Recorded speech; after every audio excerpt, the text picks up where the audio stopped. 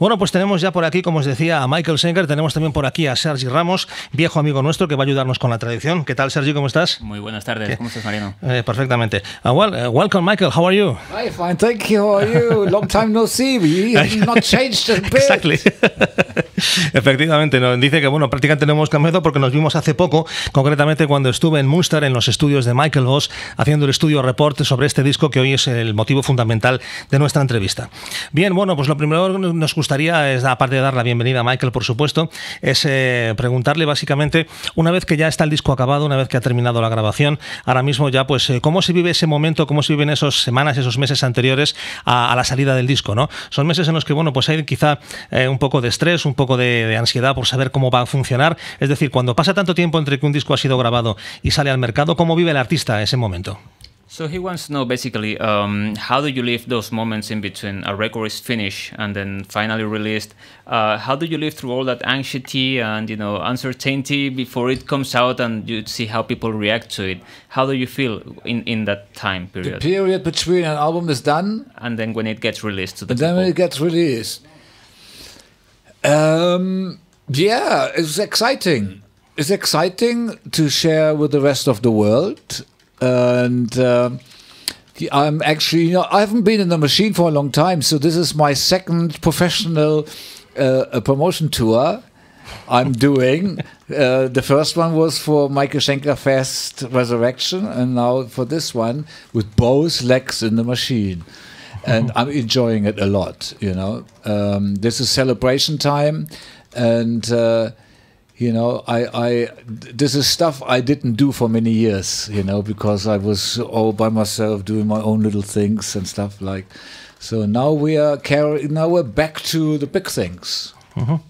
Pues nos comenta que bueno, que es una temporada, es un momento excitante, el previo a compartir con el resto del mundo tu trabajo.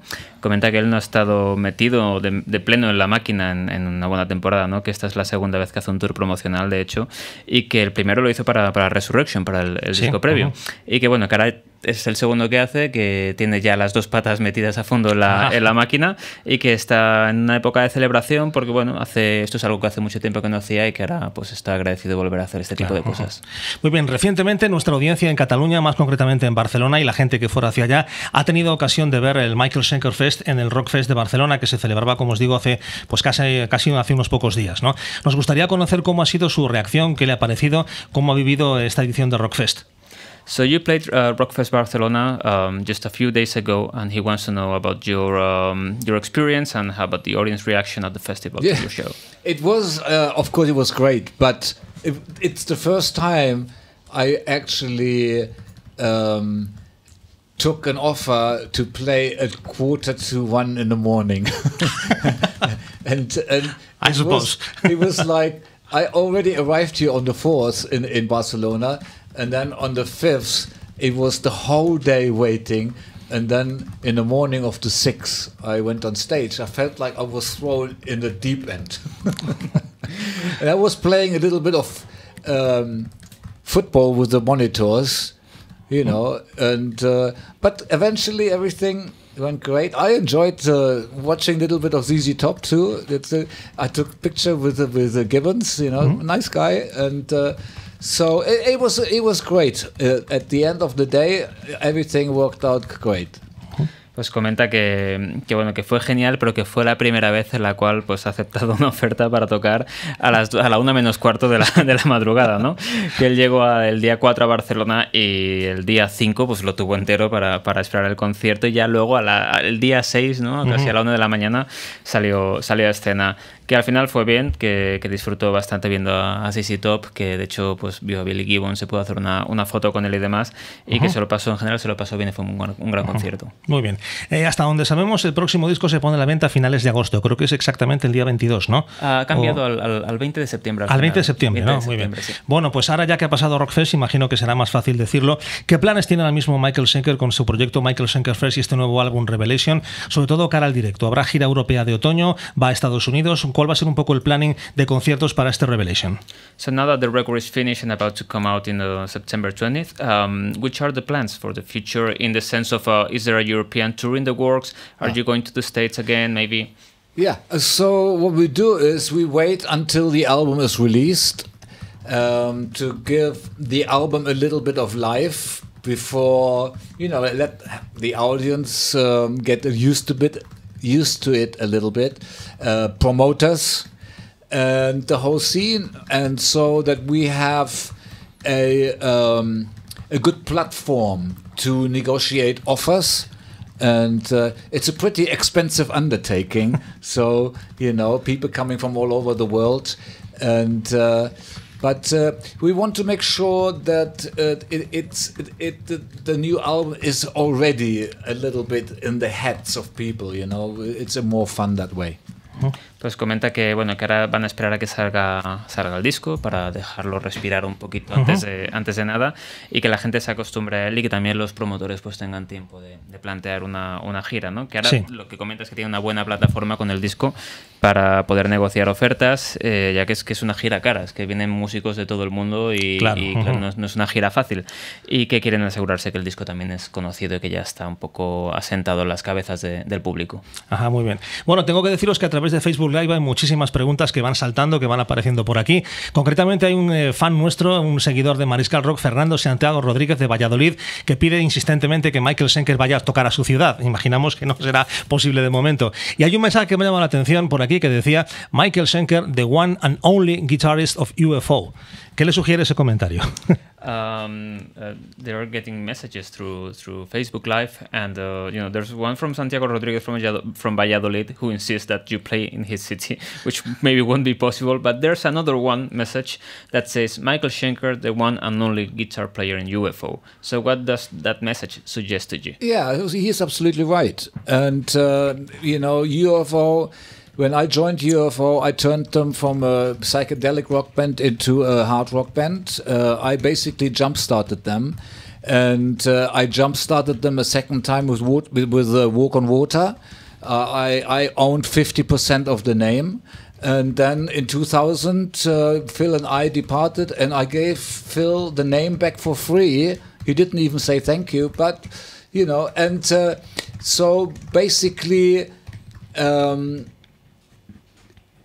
Phil Mock and myself is more or less UFO, because when you hear the vocal and the guitar, that was the contrast, the monotonous vocals and then the melodic guitar had a very good,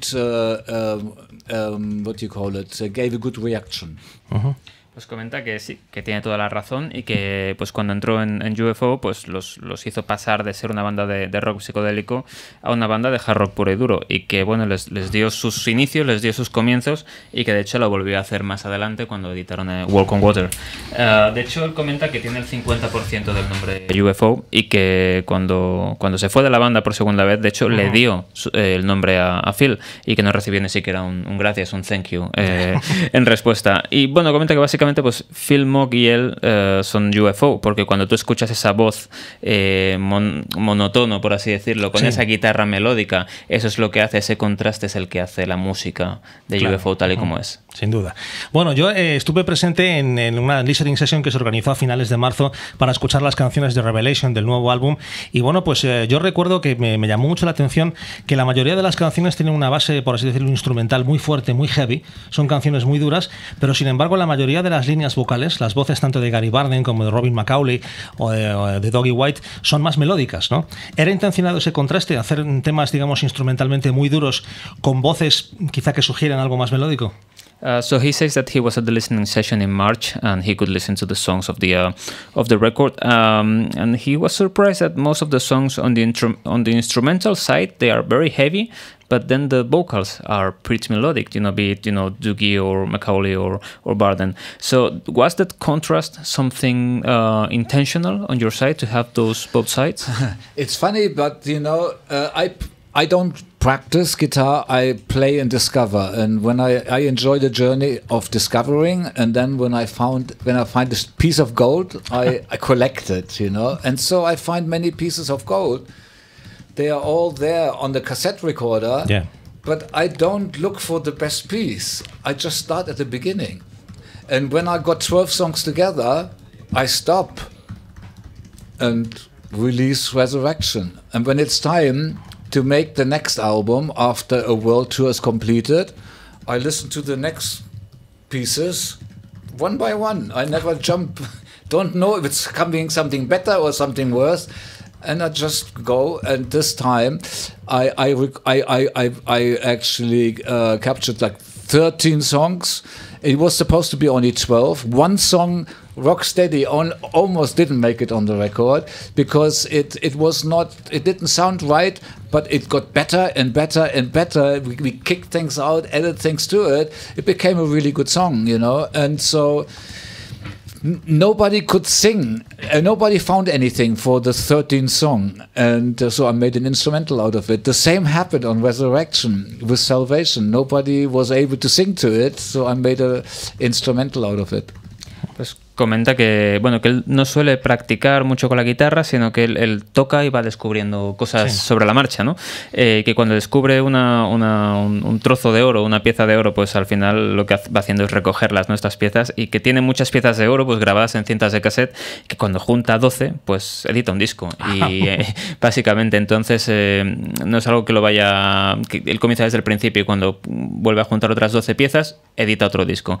En este caso, pues tenía 13 canciones, que es las piezas de oro que ha podido capturar, por así decirlo, porque de hecho Rocksteady era un tema que casi prácticamente pues no entra en el disco, porque sonaba muy distinto y bueno, le tuvieron que quitar y poner cosas y al final acabó siendo un mejor tema. Y tenía una canción pues que no conseguía nadie para que la cantase, quería hacer un tema más y al final pues acabó haciendo una instrumental para completar. Ajá, magnífico. Bueno, cuando tengamos el disco en su integridad, a partir del próximo 20 de septiembre, podremos escuchar la canción que ha grabado como colaborador para este proyecto Ronnie Romero, actualmente cantante con Ritchie Blackmore en su Ritchie Blackmore's Rainbow. Me gustaría saber, bueno, cuando escuchó la voz de Ronnie, ¿qué le pareció? ¿Qué opinión puede darnos de Ronnie Romero como cantante después de haber colaborado en este disco? So he's asking that, well, when the record comes out on September 20th, we will be able to listen to all the songs, including the one that Ronnie Romero recorded. Yeah. So he's asking that, what was your first impression when you heard his voice, and what sort of opinion you had from it? Yeah, it was like, well, first the suggestion was made, and I was actually, it was a really good idea, and that way we also ended up with the guest, you know, because we had to scrap the guest idea because of Ted McKenna dying, and we had, you know, to deal with finding new drummer, and so we scrapped the guest idea altogether. But we got one because this song that Ronnie was singing was supposed to be a song for all the singers. But Michael Voss, it got a little bit complicated. Michael Voss said, like, there's this guy I have worked with, a really great singer. He sings for Ritchie Blackmore. His name is Ronnie Romero. And I think maybe, what about asking him? I said, fantastic idea. And then, you know, we asked, and Ronnie was more than happy. And he started straight away. You know, I heard the first, what do you call it? Versuche, try, you know, like the first few takes, and then, you know, it's changing things a little bit, and you know, maybe instead of making it a unison, you know, maybe I wanted a little bit more of his vocal as a solo vocal rather than covering it up with many different double tracks or anything. I wanted to hear his voice, and we managed to do that, and it ended up great.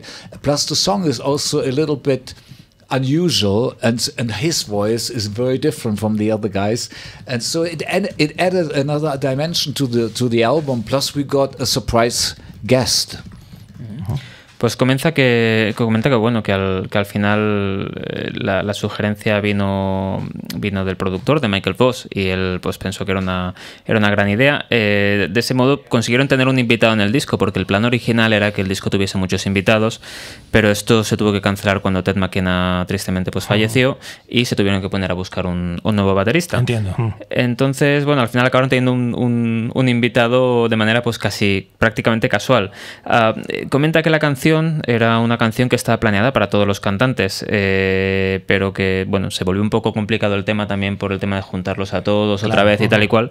Y Michael Voss hizo la sugerencia de Ronnie y le comentó que había trabajado con Ritchie Blackmore y, bueno, al final la idea fue fantástica, que él estaba contentísimo y que cuando escuchó un poco las primeras tomas, pues supo que era el tipo. Que además la canción es algo inusual, su voz es algo distinta a la de los otros cantantes y eso dio un contraste y un resultado un poco más novedoso. Ajá, sin duda. Bueno, vamos a seguir recopilando más preguntas que nos llegan a través del Facebook Live. Muchísima gente, sobre todo también, como es habitual, de América Latina, que pregunta si, por ejemplo, el Michael Schenker Fest irá a México, si irá a Argentina, si irá a otros países. Luego se lo preguntamos, pero vamos a escuchar algo de lo que fue el disco anterior, Resurrection, dado que además del nuevo álbum solamente podemos escuchar de momento Rocksteady. Me gustaría saber, por ejemplo, de Resurrection, cuál es la canción o cuáles de las canciones que, por ejemplo, él considera que han funcionado mejor en los conciertos, que han gustado más en los shows que ha hecho con este primer disco de Michael Schenker Fest. So he's asking that, what is the song from Resurrection that has worked the best live, or the songs that have been better received on the live shows? From Resurrection? From Resurrection, yeah. Yes, the previous album. Well, because different singers sing different songs, I must say, of course, we picked the best song for each one. Messing Around is a fantastic party song, very tight and snappy. It's so much fun to play, and people love it. It really comes across. And then Night Moods, it's a really typical. It's like a Graham Rainbow song or something, because we have that keyboard in it, and it's a very, that kind. People love that, and because it's Graham. He gets his own response, So it's not just the songs, but each song has a different singer. So therefore, you get a mixture of response to the. You don't know, but what you get the response to the singer or to the song, But then there is Doogie. He is singing. Take Me to the Church. People love that song. The lyrics is, of course, interesting, but he sings another one from the album at this point in time on the American tour. We added to it a Girl with the Stars, which is a fantastic song. I like the guitar playing in it myself very much, and. Then there's also Heart and Soul, which is very live, visual, because everybody is fun to do, because when they come to the front and they sing all together and behave a bit silly and stuff like that, and it's a very metal, fast song. So the songs that we pick for different reasons, they all really go down very well, and I wouldn't be able to say which one is my favorite. Pues bueno, comenta que al final, al tener diferentes cantantes, pues han ido buscando un poco las mejores opciones para que brille cada uno, ¿no? Pues por ejemplo, Messing Around es un tema que es muy bueno, que es divertido, que a la gente le gusta mucho. Night Moods es un tema también que tiene un sonido como muy típicamente Rainbow por el tema del teclado y tal y cual, que es muy rítmico y que al final, pues Graham es Graham, ¿no? Y no sabes muy bien si la gente está reaccionando a la canción o al hecho de que está el cantante ahí, ¿no? Claro, cada canción tiene un vocalista distinto y a veces no saben si responden al vocalista o a la propia canción en sí misma, ¿no? Doogie canta Take Me to the Church y también canta un tema que se llama Girl with the Stars, que le gustan mucho las partes de guitarra que él mismo hizo, y también funciona muy bien Heart and Soul, que es un tema que además comenta que es muy visual, porque es cuando todos los cantantes salen a la vez al escenario, van hacia el frontal del escenario y se comportan un poco ahí, hacen un poco el tonto y tal y cual, y además es un tema así como muy metal, muy rápido y suele funcionar muy bien. Bueno, la gente que habéis estado pendientes del Facebook Live, seguro que habéis escuchado una pregunta que yo le hacía un poco más personal, enseñándole uno de los forros interiores del álbum Built to Destroy, que fue un disco en el cual firmó, o mejor dicho, coescribió y firmó con uno de los miembros, como miembro de Barón Rojo, José Luis Campuzano Serpa, en la canción Red Sky. Yo le preguntaba, y bueno, pues él decía que él recordaba más o menos vagamente cómo había sido aquello. ¿Qué es lo que nos ha contado, Sergi? Bueno, pues contaba que él al final cuando estaban componiendo Built to Destroy, él estaba una noche en un club de Fulham, en el Reino Unido. y que se dio la casualidad de que llegaron allí y Barón Rojo estaba en el escenario tocando ellos, claro. y le liaron, por así decirlo, para subir a tocar, y él dijo, venga, vamos, subimos a tocar aquí un temita con ellos, y nada, luego parece ser que después del concierto pues estuvo Sherpa, José Luis Campuzano, estuvo con él, y no recuerda exactamente cuál fue un poco la contribución, ¿no? Él sabe que ese tema él ya lo tenía en mente, ya tenía algunas ideas, y bueno, que tenían por ahí alguna guitarra, estuvieron haciendo alguna cosa, pero no recuerda exactamente los detalles, ¿no? Porque hace un montón de años esto, pero sí, dice que lo llamaba Joseph. Y que luego más adelante, de hecho, él tocó con Barón Rojo teloneando a Judas Priest cuando volvieron en el año 2004, si no recuerdo mal, en el Palau de Badalona, concierto que probablemente estuvimos por allí seguramente, ¿no? Y que bueno, que volvió a tocar con ellos y tal y cual, que fue una sensación un poco extraña, ¿no? Porque estaba tocando con la banda de telonera en vez de tocar con el cabeza de cartel, por así decirlo. Estás llenándonos algo. What does it say here? I can't read that. Joseph Luis.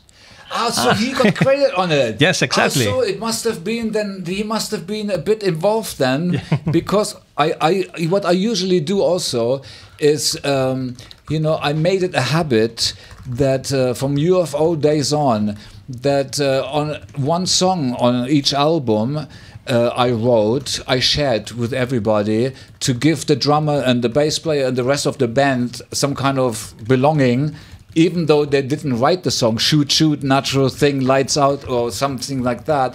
I would give credit to everybody, but it was not written by everybody, And I thought maybe, but this is, so that means there must have been a little bit of his input must have been there. So I'm glad to see this on there. So I forgot about that. Comenta que ahora estaba mirando la cubierta del vinilo, ¿no? Y estaba viendo que sale el crédito, sale el nombre de José Luis ahí, y que dice que bueno, que quizá entonces sí que debió estar más involucrado de lo que él recuerda, porque tiene ese crédito en el disco. También comenta que desde los días de UFO siempre en un tema de cada disco comparte el crédito con los demás para que tengan alguna pertenencia, tengan alguna propiedad más, no tanto el batería como el bajista como los demás, tengan alguna cosa a su nombre, por así decirlo. Temas como Shoot Shoot, pues a lo mejor nadie estuvo ahí involucrado, pero reciben crédito todos para que tengan ahí un pequeño extra. Muy bien.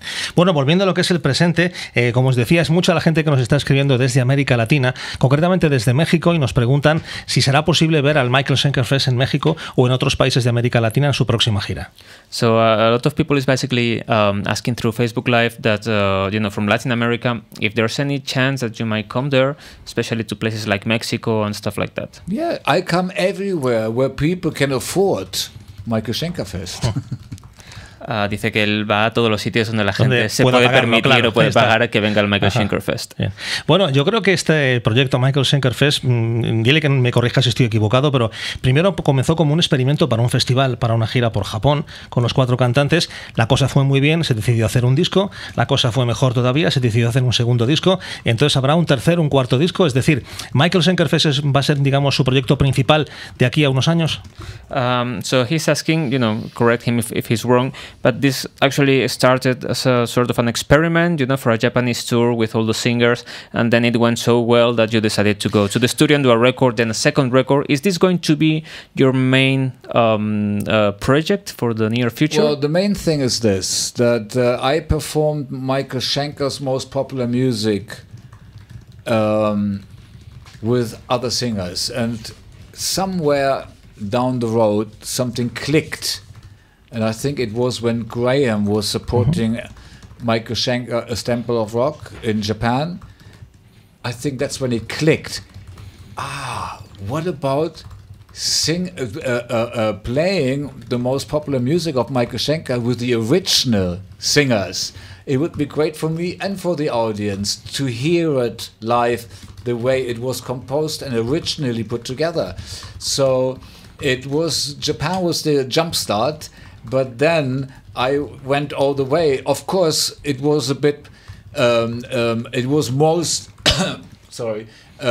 Most likely, I thought it would not be possible with Klaus and Phil. but I could try the 80s singers at least, you know. And because there are so many, 3 of them, you know, Gary and Robin and Graham, and they all said yes, and that basically was, and then, you know, I looked for the musicians, and they all said yes. It was really, it didn't take much effort.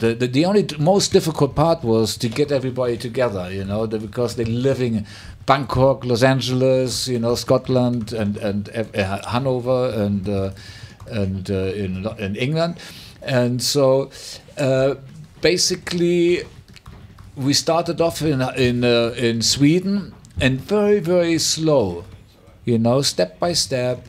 Then we did 2 concerts together, and then at some point maybe we try 5 concerts together. Then in Japan 6 concerts. Then we made the DVD. Then people were able to see, rather than looking through the YouTube iPhone recordings, on a proper DVD, to see the potential of this unusual undertaking. And then Doogie kept calling me up and saying, Michael, when do we carry on with Temple of Rock? I said, Doogie, you and I are Temple of Rock. Come over to Michael Schenker Fest, then we have it all together in one.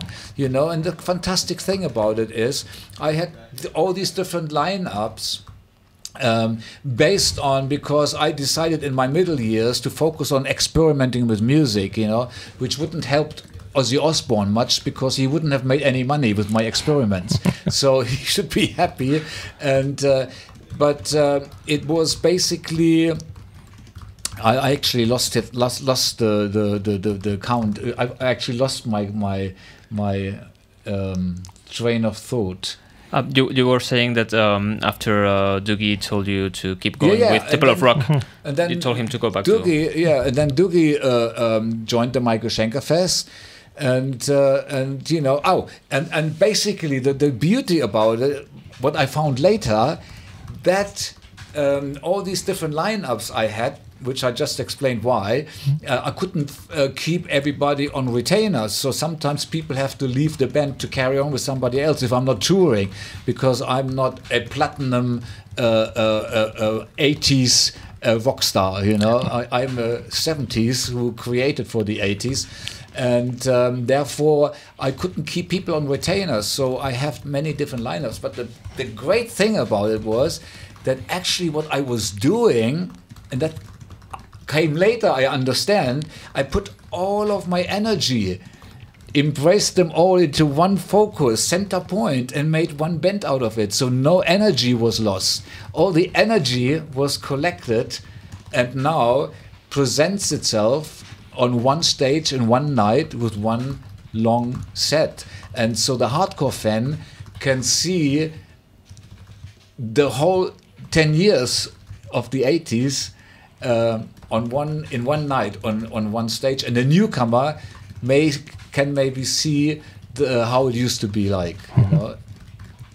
Pues comenta que al final él al final lo que toca es la música más conocida de Michael Schenker con otros vocalistas, y que en algún momento pues las cosas hicieron clic, y que esto fue probablemente cuando Graham estaba telonero de Temple of Rock en Japón. Entonces pensó que quizá podía ser una buena idea tener las canciones más populares de Michael Schenker con los vocalistas originales que las cantaron, que sería genial para el público escucharlo todo con los vocalistas que originalmente lo hicieron posible. Japón fue un poco el punto de partida, y él pensaba que no sería posible, especialmente con Klaus Meine y con Phil Mogg, pero que podía probar que con los cantantes de los 80, claro, ¿no? Pues con Graham, con Robin, con Gary, se lo pidió, y de hecho pues le dijeron que sí, que no le llevó demasiado esfuerzo a conseguirlo, que un poco lo más complicado era juntar a todo el mundo en un mismo lugar, ¿no? Porque al final viven por todos lados, en Bangkok, en Los Ángeles, en Hannover, en Inglaterra.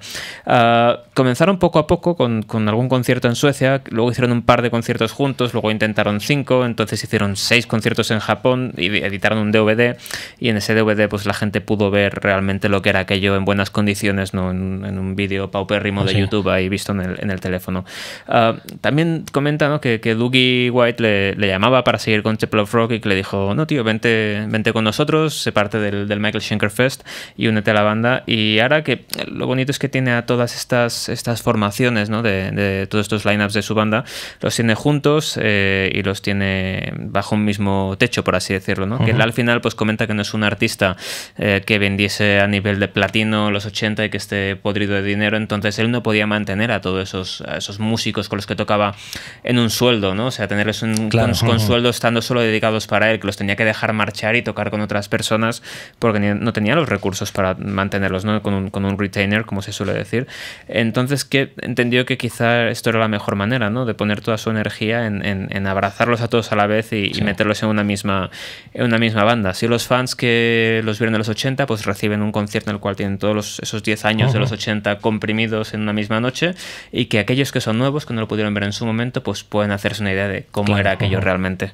Muy bien. Bueno, estamos ya acabando el programa, ya tenemos que irnos despidiendo de él. Sin embargo, hay dos preguntas. Una de ellas, la verdad, yo no sé si hacérsela o no, porque me parece un poco chorra, la verdad. Jorge, que nos esperes por Facebook, dice, pregúntale qué oculta el gorro. Que por qué no se quita nunca el gorro que lleva puesto. No sé si les preguntamos o no. Me parece un poco... es como una broma, ¿no? A guy called Jorge is asking on Facebook what are you hiding under the hat? Hiding my hair. The hat. Yeah, and under the hat, what are you hiding? My hair. Su pelo, evidentemente. I'm hiding my hair because people have seen my hair for too long. They need to see something else now. I like this look, you know, and you know, I put my lifestyle of the you know.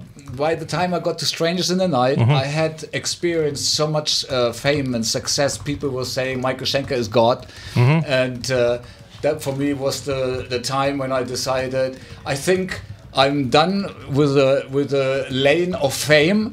I would rather carry on a new chapter and experiment with music and learn about life and learn about myself, because everything I created in my first part of my life was done unconsciously. I had no clue what I was doing. Later, people told me, Rudolf was calling me in the early 80s, hey, Michael, they're all playing your guitar style, and so on. So by that time, I was able to understand fame. And I said to myself, I don't need that. I rather be an artist and get things out of my system, and learn about life and so on. So those middle years were the most important years of my life, because that created a new Michael Schenker, a three-dimensional Michael Schenker, you know. And so I created in the 70s for the 80s. Then people like Scorpions and so on played that kind of music, and I wasn't needed, so I was able to participate in School of Life, and then. And now, basically, I am carrying on what I put on hold, and now I live the 80s. I live the 80s with glasses, dressed like an 80s rock star, driving a sports car, because it's celebration time. Yeah. Because I've took care of myself first, you know. And 2008, something in me said, do you want to be on stage? What? That I say that? You know, why am I saying that? And so the middle years have brought me, you know, 180 degrees, because I was always stage fright. It was always very hard for me to be on stage. And 2008, I took that as a taken care of the middle years, got everything out, and the reward was fulfillment, because I'd done everything. And if I would have joined Ozzy Osbourne, I may have just lived a two-dimensional life.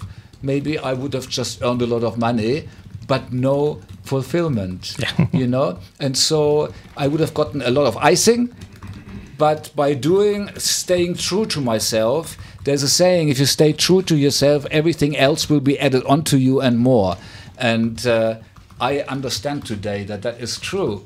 And because I built myself a cake inside, I built something very solid, a foundation, and now in my third part I get a lot of icing which I can put on the cake. So I can eat a cake with icing, and it's a very balanced feeling, rather than only with icing every day. Ugh. Get sick and tired. Can you imagine eating icing all the time with no cake? And so that's how I look at it. Vaya, pues sí que ha dado la pregunta. Sí. Jorge, rectifico, enhorabuena. It was actually a good question because it gave a lot of content. Comenta pues que le gusta este look y que cuando se editó Strangers in the Night, que él pues tenía tanta fama y tanto éxito que la gente pues le consideraba que era Dios y en aquel momento decidió que ya había tenido suficiente fama y que era mejor dedicarse a otro capítulo de su vida y experimentar con la música y aprender de sí mismo y de lo que era la vida en sí misma, ¿no? Él comenta que todo lo que hizo en esa primera parte de su vida, en ese primer nivel, fue algo inocente, que no lo planeó en ningún momento, que de hecho incluso su hermano Rudolf le decía a los 80, hostia, todo el mundo está tocando como tú, y pues él no era consciente de lo que había creado. Cuando entendió la fama fue cuando entendió que no la necesitaba y que era mejor ser artista y expresarse y crear y aprender de la vida. Él tuvo una época, los middle years, los años centrales de su vida, que fueron los más importantes porque le permitieron crear a un nuevo Michael Schenker que terminó siendo tridimensional, ¿no? Que es el que ahora está en ese tercer nivel de celebración, por así decirlo. Él creó en los 70 creó lo que fueron los 80, por así decirlo, y a la gente pues le gustó Scorpions, le gustó lo que hizo, pero él ya no era necesario en todo eso, así que él se dedicó pues a aprender de lo que comenta, ¿no? De la escuela de la vida.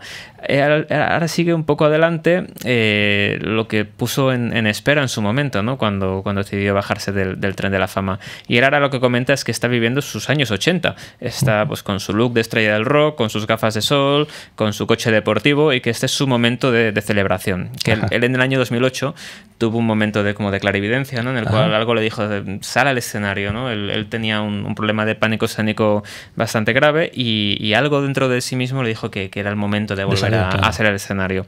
Entonces, bueno, al haber cuidado de sí mismo en esos años centrales, pues él ahora tiene prácticamente pues todo lo que necesita. Comentaba hacia la analogía esta comentaba previamente que si hubiese entrado en la banda de Ozzy, como en su momento se rumoreó, ¿no?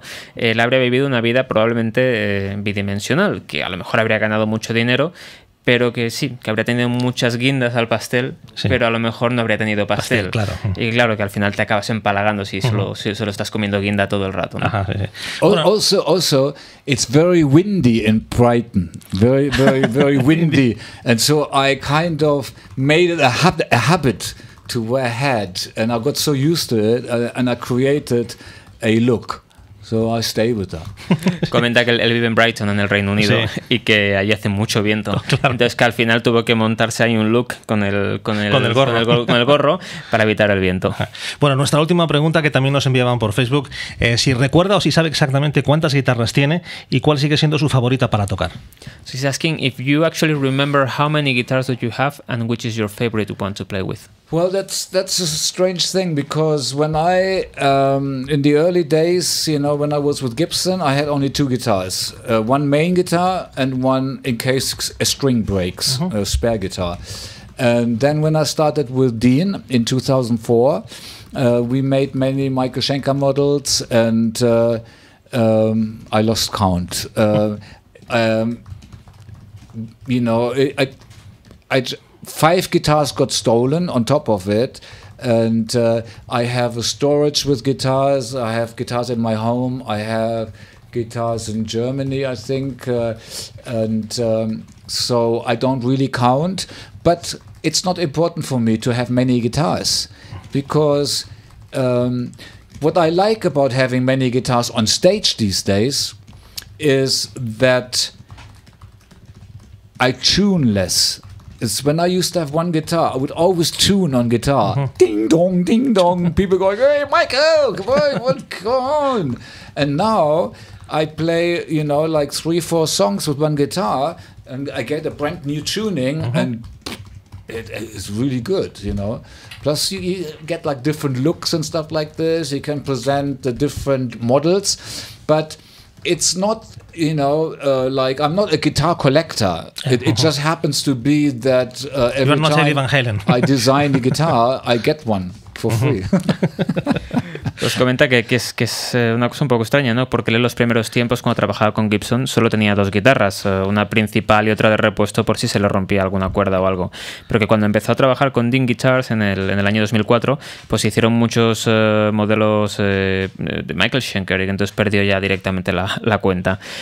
Comenta que le robaron 5 guitarras en su momento, que tiene un almacén con guitarras, tiene guitarras en su casa en Brighton, tiene guitarras en Alemania, pero que realmente para él lo importante no es tener muchas guitarras, que lo que más aprecia hoy en día, lo que más le gusta tener muchas guitarras en el escenario, es que no tiene que afinar tanto. Antes tenía que pararse mucho a afinar, y claro, la gente metiéndole prisa, venga Michael, empieza a tocar ya, tal, no sé qué, el tío estaba ahí todavía afinando.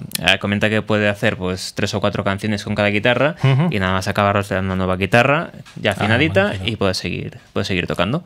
Bueno, estaríamos durante horas hablando con Michael Schenker, porque alguien que tiene tanta historia, que tiene tantas cosas que contar, tantos discos, tiene una conversación magnífica, pero bueno, está unas horas en Madrid de promoción, tiene que irse marchando ya.